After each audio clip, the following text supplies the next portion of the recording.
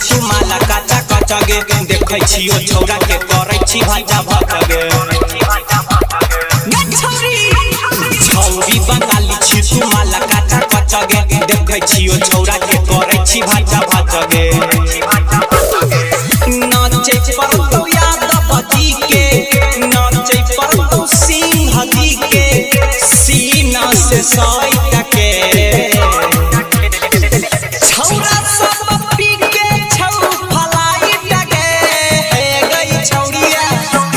तो हे डलाई टगे छौरा सब पी के छौ फलाई टगे हे गई छौरिया तो हे डलाई टगे